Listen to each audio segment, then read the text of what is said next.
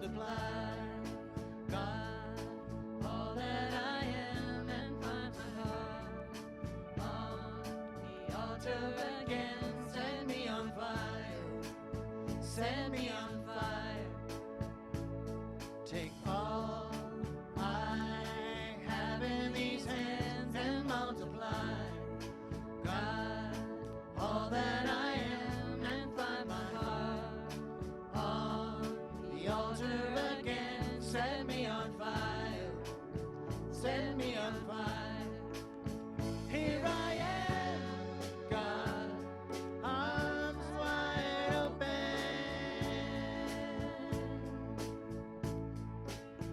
pouring out my life, gracefully broken.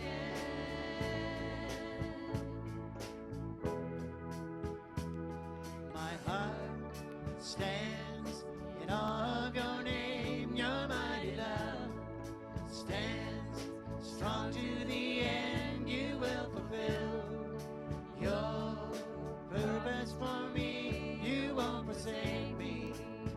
You will be with me. Here I am, God, arms wide open,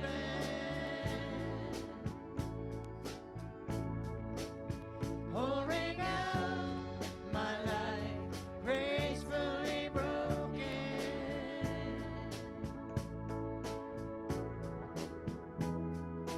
All to Jesus now, all to Jesus now, holding nothing back, holding nothing back. I surrender, I surrender, I surrender, I surrender.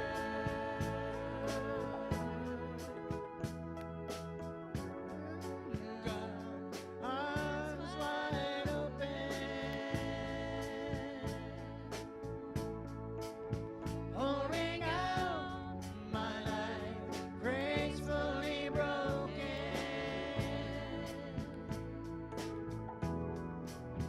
Here I am, God, arms wide open,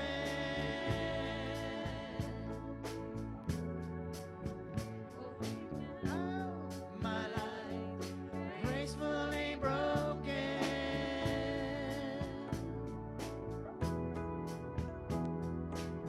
Your power at work in me, I'm broken gracefully. I'm strong when I am weak, I will be free. Your power at work in me, I'm broken gracefully. I'm strong when I am weak, I will be free. Your power at work in me, I'm broken gracefully. I'm strong when I am weak, I will be free. Here I am, God, arms wide open,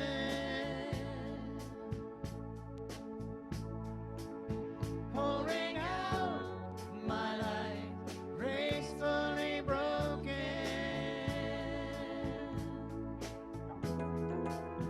Here I am, God, arms wide open,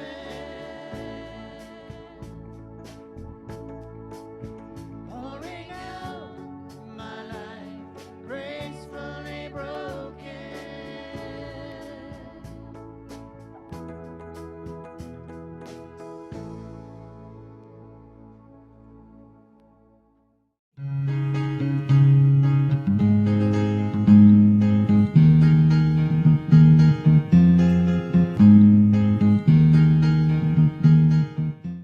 So there's an exchange, and they get some things sorted out, and Abram ends up being sent packing by Pharaoh with Sarah.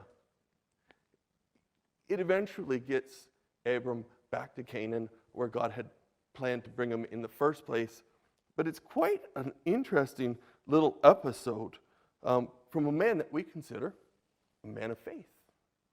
And I would call it And I don't mean to be rude, but on a scale of, good or bad, I'd call it a fail.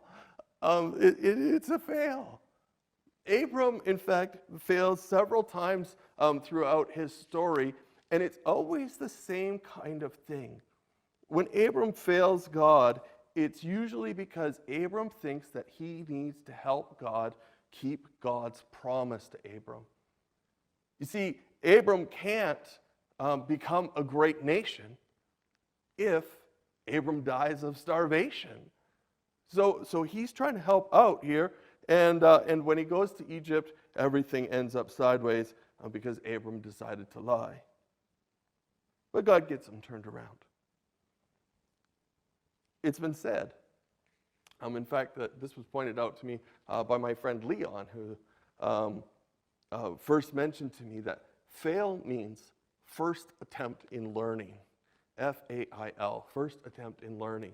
I think it might mean 5th attempt in learning, or 500th attempt in learning, or 50,000th attempt in learning. I'm not sure, but that's really, really helpful in this story.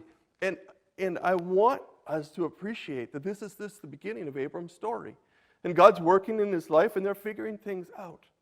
Now, Abram does a good job in so many places where I think I would have failed miserably. But just to be clear, Abram does the same thing that I do. When I'm talking about the 5th attempt in learning or the 15th attempt in learning, sometimes it takes this thick German head a little longer to get these lessons buried in there.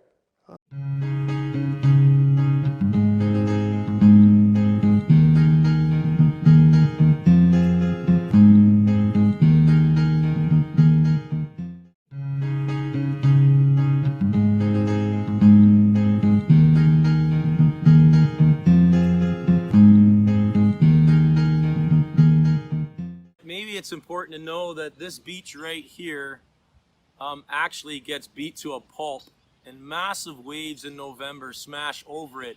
Waves that can be 9 to 10 feet high, and they just beat on this beach. And yet here it is in this calm state right now. And I think that's what our lives are like a little bit. It's what God wants for us. He wants us to live in a state of peace. It's really hard to do that sometimes, but God's grace is like this calm nature out here, the state of peace. When you know you're forgiven, then you can live like this. And so I'm going to play a song for you, and it's called Forgiven. And maybe at home you can just worship along with me.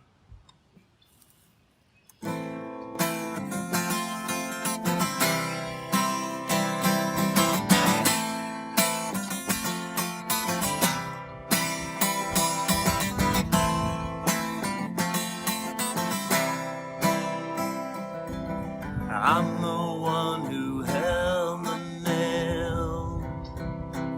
It was cold between my fingertips.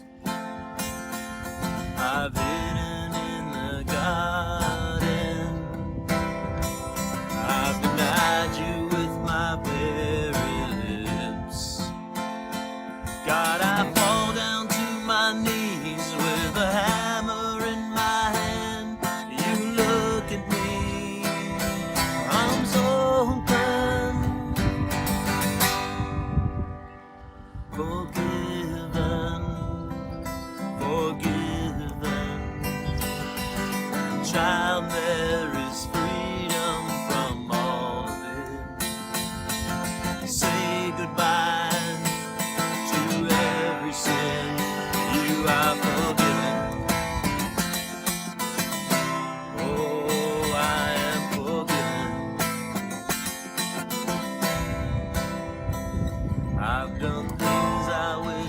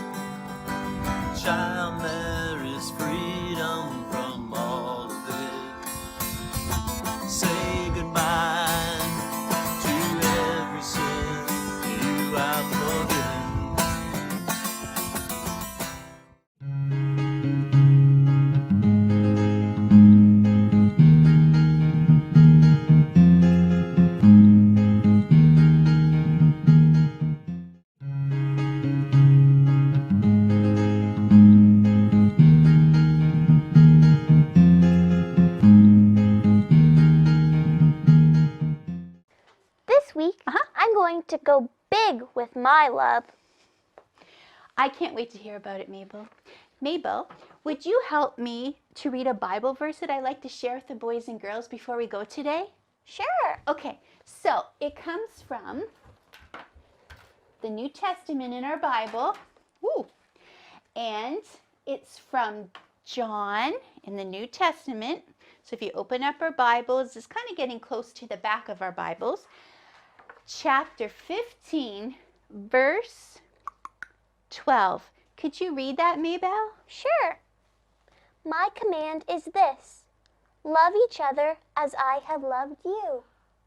Very good, Mabel. That's the verse that we're going to try to learn for this week.